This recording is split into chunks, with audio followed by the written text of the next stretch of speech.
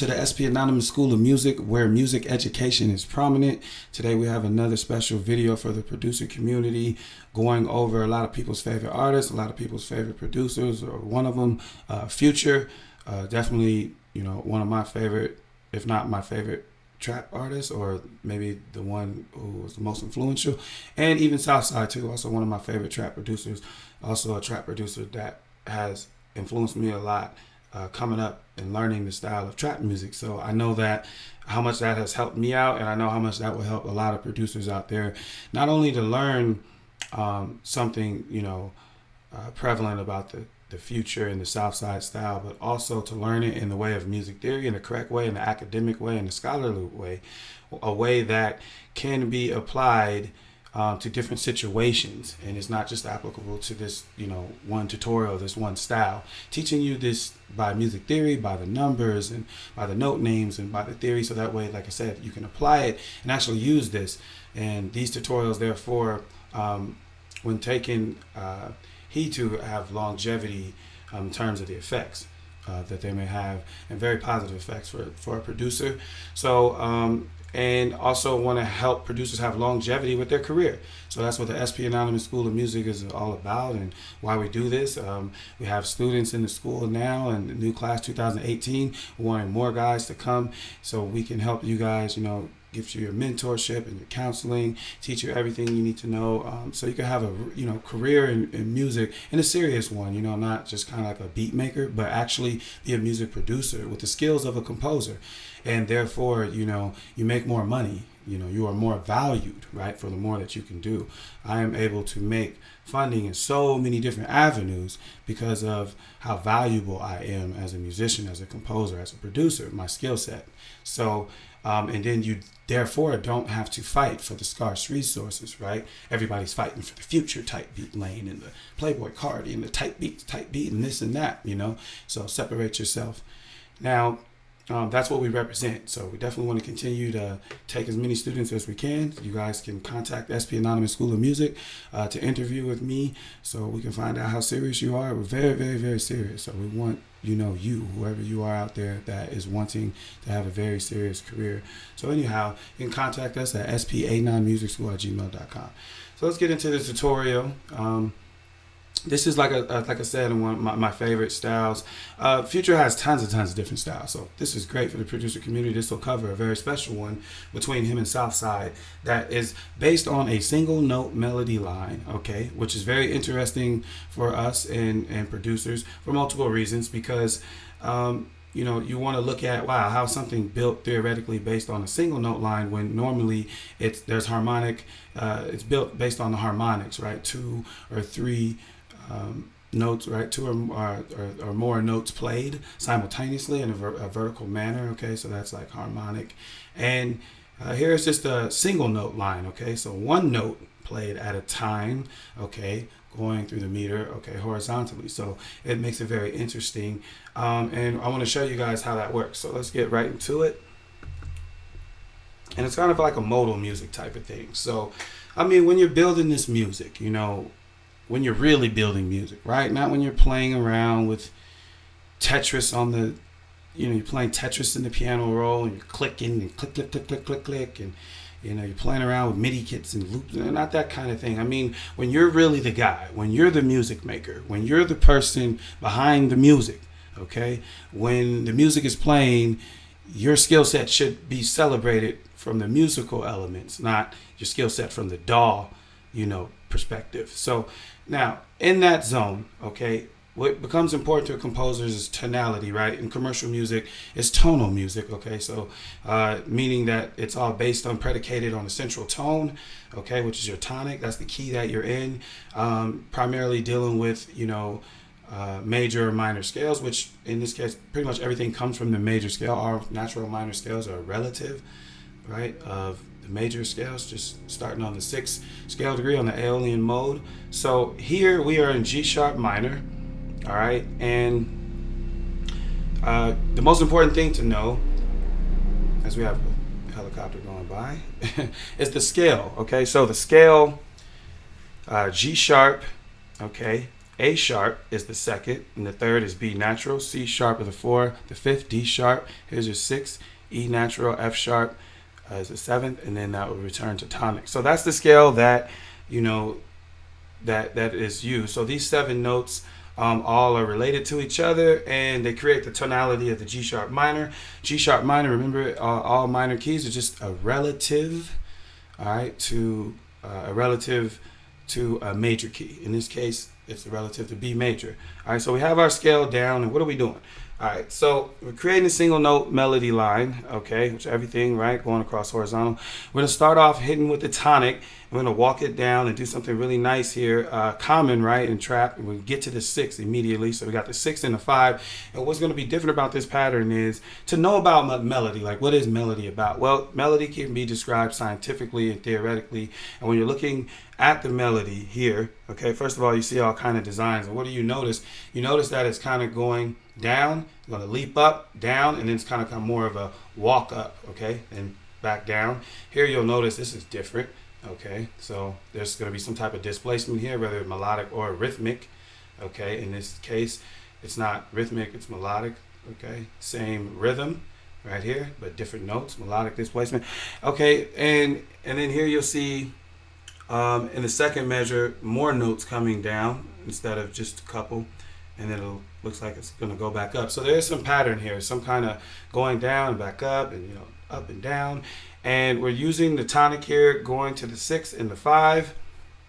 After that, they're popping back, so there's a leap. So this is something that you can do in your melodies. You can leap up. We're going to leap up to the 3rd. This is still really all predicated on modal music, so really on a mode. So the G sharp alien mode. So it's really based on the G sharp minor chord. So, and we're just kind of having fun with that. Playing with the neighbor tone here of the 5th of the chord. But these are all really chord tones, It goes to the 9. So basically, let's take a listen really quick so I can point out a few things about this melody.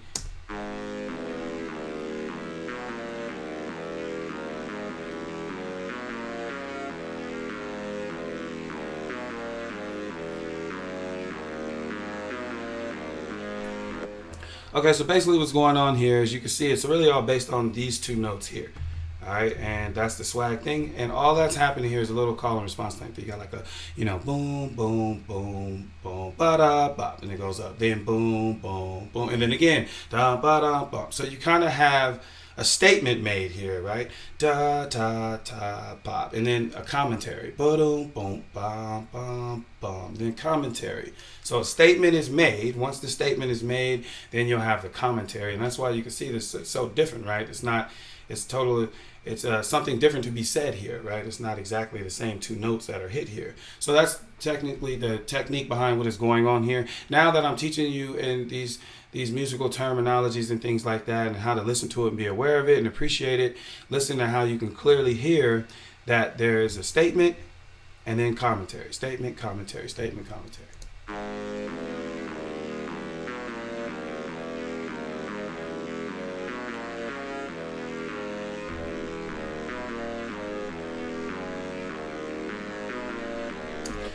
See, so this is something you can learn about melody, how you can lay down some cool melody. You can make a statement and do a little quick commentary. Bum, bum, bum, bum, bodo, bum, comment. Statement, boom, boom, boom, boom, commentary. Ba-da, ba. So, that's what the technique behind this melody is. There's anything can be explained. Any producer, even if you guys watch some of my tutorials and see me cover the Gummo and the Drake's God's Plan, it doesn't matter if the producer is thinking in these terms or not. Everything musical can be explained theoretical. It doesn't matter what it is. So, I'm here to explain and break it all down to you guys. So that way, I'm telling you guys, this is the only way that you can really, take this information, actually use it for yourself, almost own it. I'm not showing you how to do exactly something. Rather, I'm trying to explain it to you in musical terms so you can use it and use this knowledge and move on and forward another lane. So anyway, we already have the whole beat pretty much created. This is very wavy, but you see, you can create within 8 bars an entire track, all based on the scale, the knowledge of theory, and then me just using the ideals of commentary, statement and commentary. Okay.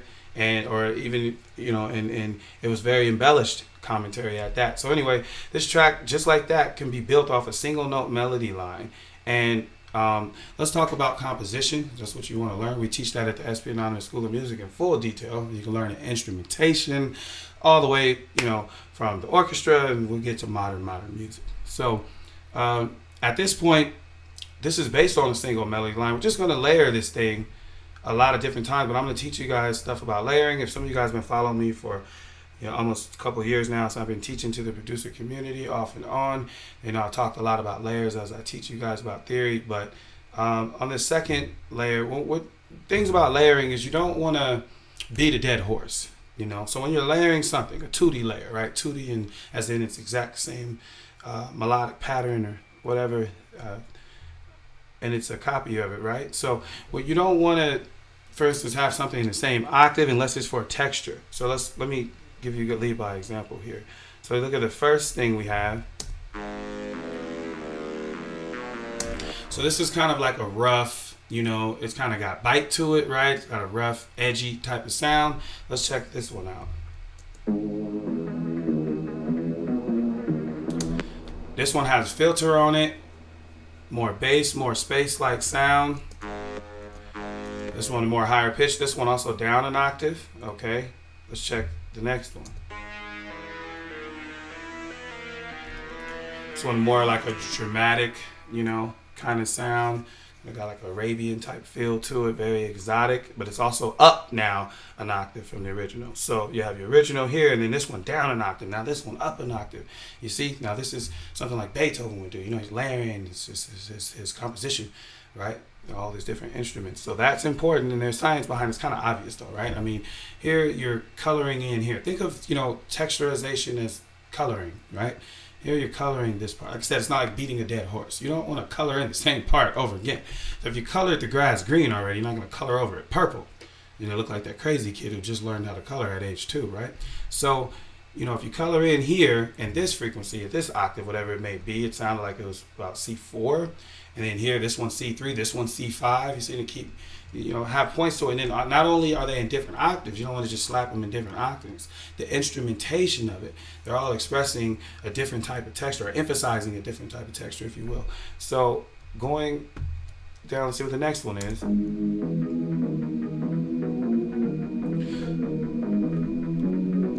Once again, the texture completely different from any of the other previous 3 sounds. And see what this last one is. Also, they all have a different kind of background effects on them too. Now, all together, or even adding one at a time, right? Let's take just textures out. Now add a texture. Look at that. Another one. See all the effects they're having? Brings more power to the low end. This last one was literally just it was pure presence. I felt a presence, but I heard nothing, and that's something also to be learned. With composition, composers know that all the time. You have pieces with 10, 12 violins, and at some point you can't even distinguish which one is number 4 or 5 or 6 or 7 and 8. But a lot of it is reiteration for presence. So there you have this powerful line now, okay? And everything's built. We can do the drums. So how would you decorate around this? With some drums. Start off with a snare. Get yourself a nice feeling down just so you can see how it would slap.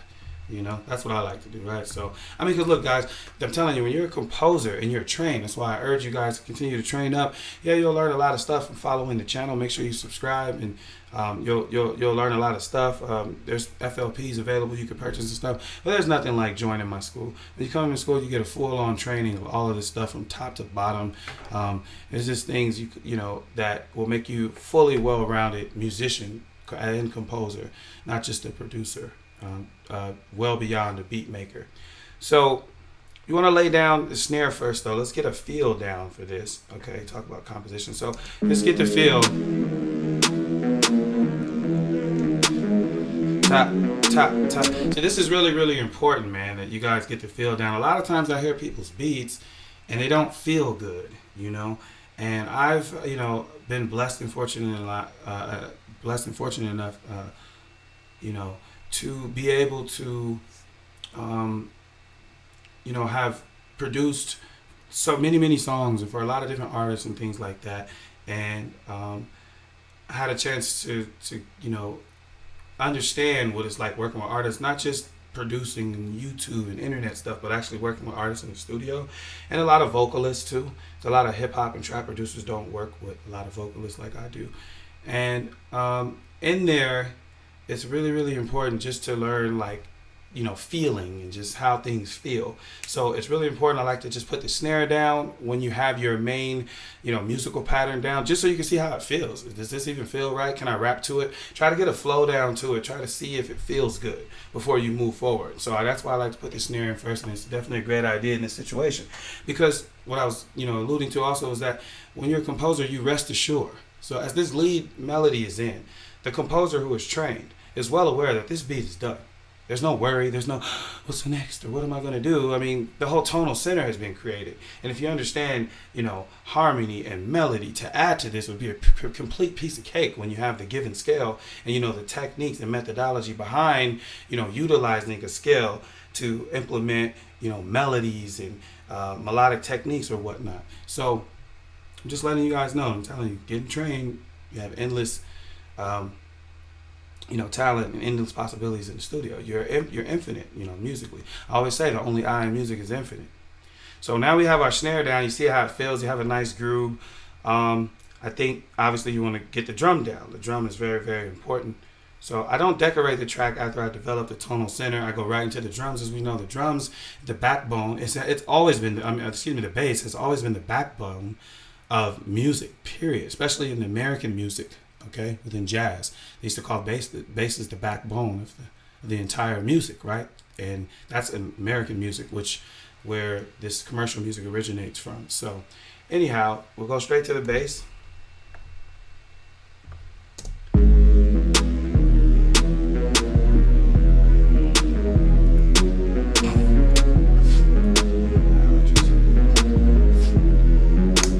Okay, let's. Blow my nose.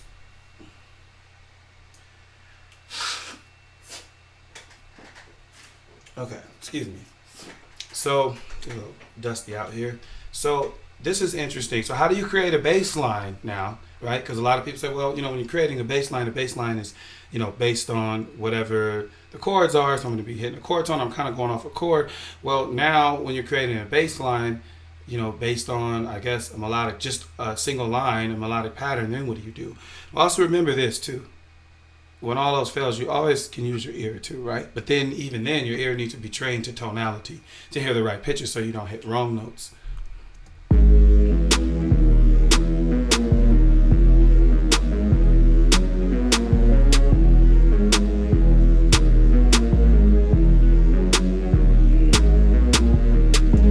So here, as you can see, this is the same concept from the melodic pattern, starting off on the tonic, but then riding here with this, the 6 and the 5. And you can clearly hear that the bass is in sync and it's in harmony with the tonal line, all right, with the melody. So these are just embellishments. You guys know about these things, the note slides and things like that. But these are, so basically with this bass, the exact same concept has been applied to the bass that was applied to the melody, which is basically we're going to have kind of like, except for not so much a statement in a commentary, but more like just the main idea with embellishments, basically. So boom, boom.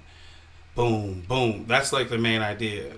Boom, boom, boom, boom, boom, boom. But that other stuff, that's all embellishments. To embellish something is important, right? Composers do that all the time. We're fooling with people's ears, the layman's.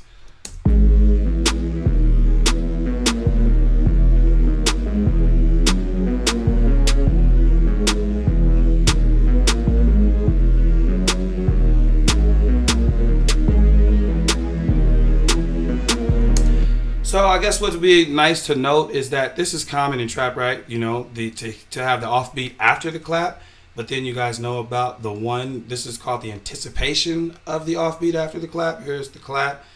Here's the offbeat after the clap. Wouldn't this be anticipating it? So this is a nice little thing. This gives you obviously a quick jumpy type of feel. Most lately I've heard, I mean, I use it a lot. People use it, you know, but I also heard it. You guys hear that new Trippie Redd and Rich the Kid song? You gotta pay attention to that drum where it hits right after the slap. That's the anticipation for, okay, the offbeat after the clap. Interesting thing to do. Now, variations, right? You got a variation how you could do the first time, actually hit it. So right now, immediately, somewhat of a melodic displacement, right? But maybe not really, because after a bar or two, it doesn't really register to the human ear that this is something that's going to be continuous. But it's still nice to be on the offbeat here and then go ahead and anticipate the offbeat the second time. All of this stuff matters.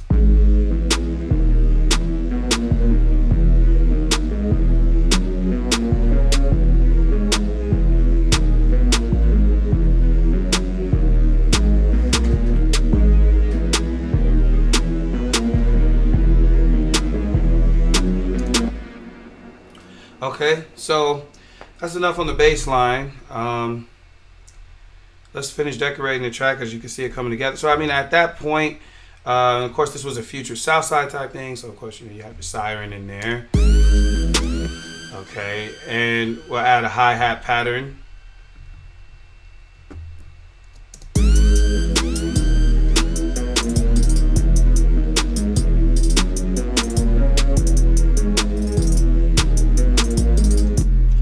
Then you have a little breath in here. Okay, open hat. These are all common things we all know about because it's primarily DAW related. People love the drum program, right? Because you can click. It's easy to do, absolutely. But what about the music? So let's take a listen now that, you know, everything's in, and of course the kicks will make it hit harder. So already you had the composition just like that.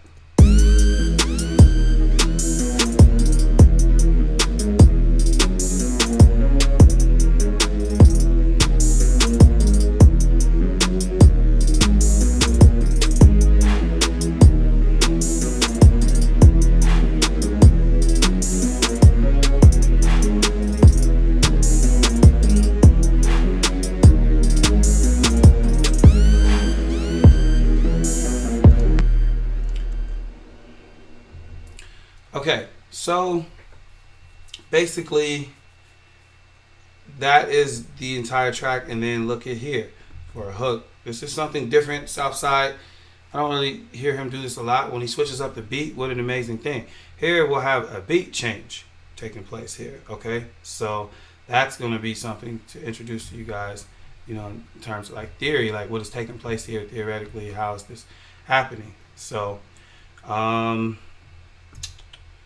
let's take a look. So this what Southside would do here in this particular case is leave the drums pretty much the same. The drum pattern has been slightly altered for that part, but pretty much leave it the same. Okay. But yeah, pretty much leave it the same, and it's going to put in a piano part. Okay, so let's start with that. It's very simple theory. Okay, so we're in the key of G sharp minor. You guys gotta remember that. You gotta just remember the scale, know what's going on. So this is just the fifth going down to the second. Right, here's G sharp. This is the fifth. Right, G to D. So that's some type of a fifth. In this case, both sharps. So it's a perfect fifth. And then you have your A sharp here, G sharp, G to A. Right, 1 to 2. There's a 2. There's your 2 here. And so that's all that's taking place here. 5, 2.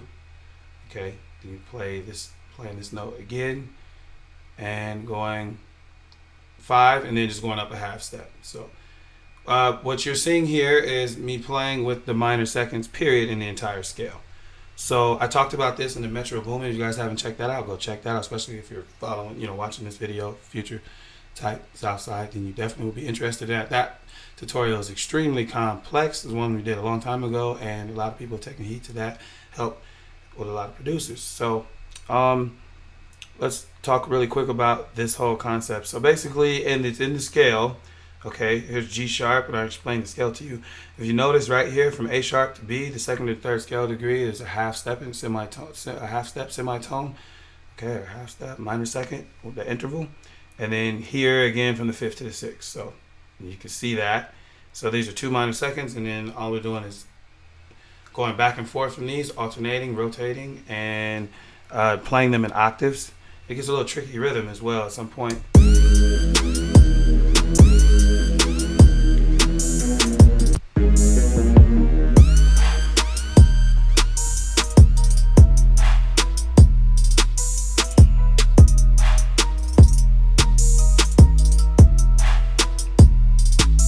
It's really important, like, for you guys to understand. And let me just go ahead and just break the news right now to you guys. I hate to break it to you. If you didn't make it this far in this video, I feel sorry for producers who don't hear this. It's very important. There is no way on earth. There's no video. I've seen it. Like, come on. There's no video. It's going to show you melody and harmony. How to do melody. There's no secrets to melody. Absolutely not.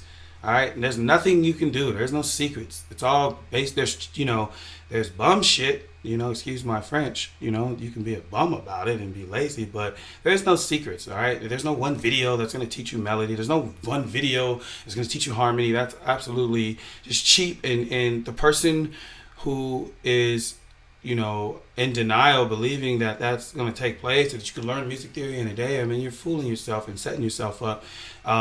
This stuff, like I always say, everyone wants to go to heaven, but no one wants to die. You have to take time. You have to train. You have to develop these skill sets, and you better do it now before it's too late, because I will continue to, lead the way and teach a lot of guys and continue to help a lot of people, understand this and progress as we continue to help producers be more powerful in the studio. That's all this is about. It's not about nothing. No one's getting put down here. People are getting lifted up. I want producers to be more powerful in the studio.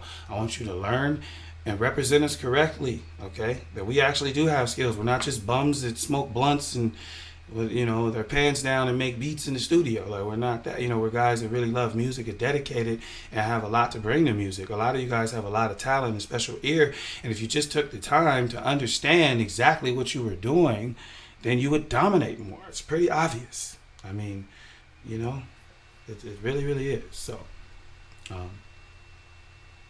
this particular melody here, if you pay attention, boom, boom, pop, boom, pop, pop, boom, it has the phrasing, melodic phrasing, okay? That's just one element of melody, by the way. That's what I'm saying. To anyone that think that they're going to learn something about melody through a special video of some sort, one time, that's not what it's going to take. You got to have a full upbringing of music through the fundamentals of music to understand it properly. But this is all about phrasing and target points, going from a low point to a high point.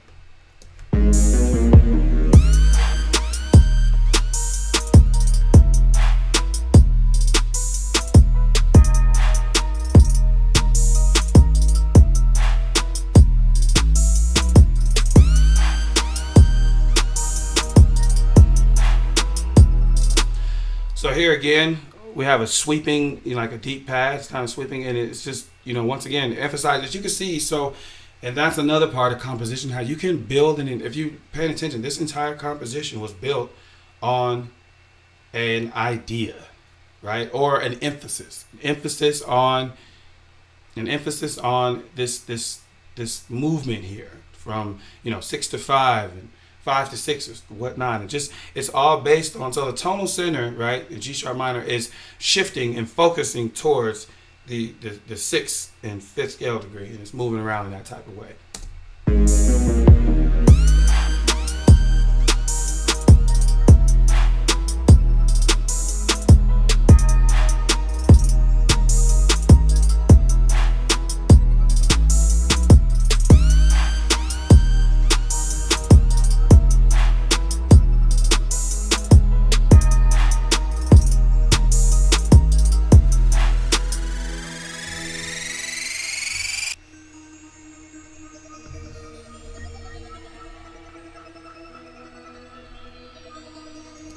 Same concept. See the minor seconds.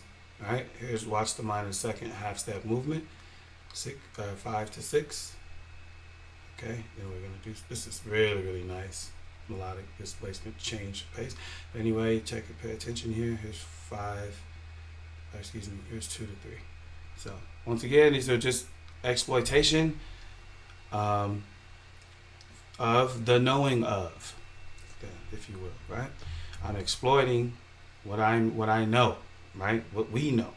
That's composers. What a composer should know. These are all things. So none of this stuff is thought out in that way. I mean, excuse me, thought out meaning I'm pondering of some sort. I kind of always, just go to, this is a skill set, right? This is how Beethoven, right? Beethoven was able to write some of the greatest symphonies and some of the greatest pieces of music we've ever heard. And he was pure deaf. He didn't hear not a note of the latter symphonies, right? How was he able to do that? This is how, right? Knowing music, knowing theory, right?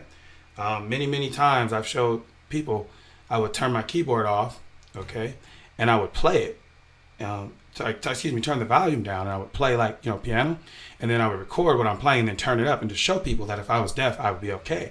I would still make coherent, cohesive music, and the reason of that is because of the knowledge, the theory, the understanding of. So, of course, this isn't for cheapers and things like that. I understand this isn't gonna. It's not for everybody, but for those who are serious, that's what it is for. You're very serious people. Then this is how you want to approach it. These are the things that you want to learn, and you will be more dominant over your peers. And I'm living proof of that in terms of the music making. Okay, so that's pretty much everything. So now we get to finally you put this whole composition together. Let's enjoy the beat, and it's over.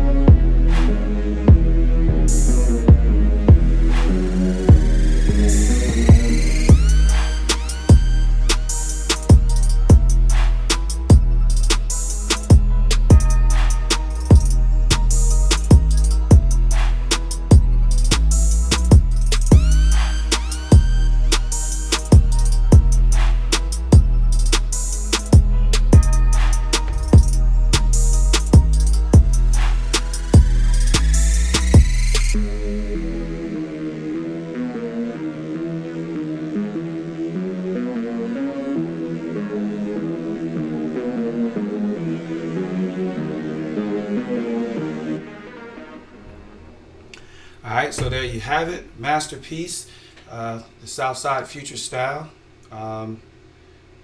based on the Southside and Future Style, one of the big popular songs.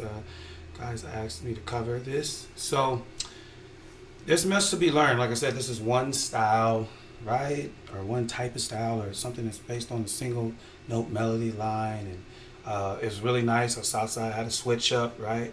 That's not something characteristic of the typical Southside production, so that was really, really nice. Had the spooky melodies in there, and that's what this whole thing had, nice spooky melodies and things. Just a great idea. So there's a lot to learn. We will continue to this will be a channel of music discovery amongst producers and composers alike.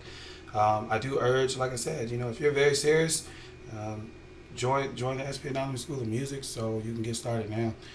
Train. So we have classes from top to bottom for you to learn, the fundamentals of music, how to read and write it, and how to sight read, play it at the piano, how to understand sheet music, and just how to understand music scores. I mean, that's really, really important to know. You're tired of looking at music, it should not be hieroglyphics. After that, a piano class, learning how to touch the keyboard. You're tired of playing Tetris on your DAW. I mean, it's really, really like lunchable, like, you know what I mean? So are we tired of playing Tetris or the DAW? Or maybe not. But let's even the playing field. How about that?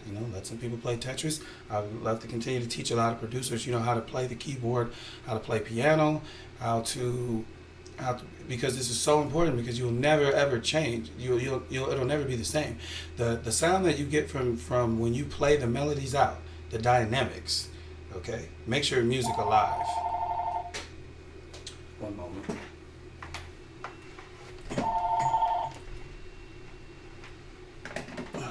So, excuse me, sorry about that.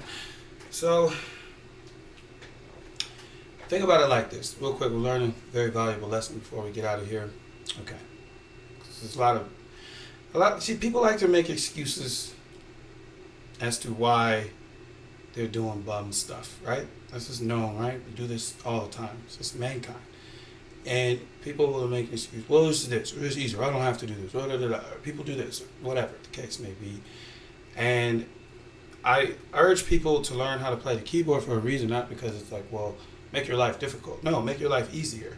Not only just be able to play, your melodies become realistic, first of all. They're real human melodies. A lot of electronic music today doesn't sound good because the melodies are not realistic. A lot of people will play in a piano melody that sounds like that you would need 15 fingers to do, right? Now, how would you know if your melodies are real if you don't play them, right? You're clicking in stuff that's impossible. It's not even musical truly anymore, right? And so that's where things have headed. So I think, you want to learn so your music can sound definitely more real, more ideal. And then another thing is the dynamics to it. If you were to play a chord, a 3-note chord or 4-note chord with your hands, and how the individual finger weight, right, and they're different fingers, whether you're using your fourth finger or your thumb or your middle finger, that finger weight, it dictates how the chord will sound off. That matters. Trust me, I can hear it. Real music ears can hear that, okay? And it changed the smoothness of the sound or whatever's coming out. Okay, so pressure. So what is this like? It's the equivalent to a flat line. Okay, so what happens, right, when you guys are watching these tutorial guys, including yourself, you guys all do it, right? You're clicking in your notes. What's taking place? What's taking place is, as you click all these notes in, what do you notice? You notice that in the velocity, right, down on the piano roll, that's a flat line straight across, right? You notice that, right? Anything, right? You put in a melody. I'm going to create a melody. I'm going to create a loop. Here's my MIDI loop, whatever the case may be. And you have now a flat line going across on your bottom line. What is a flat line symbol to us as human beings? What do we know? What is that most commonly attached to a flat line? Oh, no life, death. Exactly. And it's very true. And that's exactly what your music is. Your music is flat, right? You can hear it. It's just one flat line. From start to finish, 3 minutes of flatness, flat earth, whatever. But no, really, it's just flat, right? So you have no dynamics, as opposed to you creating dynamics when you're playing in these melodies and these different things. And now, the high note went a little louder. Now you got dynamics, and the music now is alive, right? It's moving, right? It's living cells. So there you have it. So don't flatline your music, but you're randomizing your velocities is not, it's not approximate at all, or it's not an estimation of any sort. It's at that point just now it's really making things a mess, because it's not the same weight that would be used or how you play a real melody. So you would have to learn, more about melody, because I'm seeing all these questions out there in the producer community about, real melody, and how do you create melody, and how do I get better at, just how do I do this? And it's like people keep telling you, do this, buy my MIDI kit, or do that, and it's like, no, tell them the truth, because even you don't want to face the truth, right? Everyone wants to go to heaven, no one wants to die, but the truth of the matter is you just get trained, you learn what you're doing, you learn the theory of it, you know what I mean? So you have to study the game, you have to respect the game, you understand what I mean? So that's how you can get better, and there's no such thing as beat block. Therefore, for that reason, you don't have beat block when you are a composer. Anyhow, that's enough. That's it. The food for thought. Definitely a lot of intelligent knowledge being dropped there at the end. I hope you guys take heed to it. I hope we get more guys. So we've been having guys coming in, joining the school this year for the class of 2018. So we're looking forward to having many, many more guys join the Brotherhood. So anyway, wish you guys the best. We got more stuff coming up. I got a bunch of Pierre Bourne stuff coming up, some more future.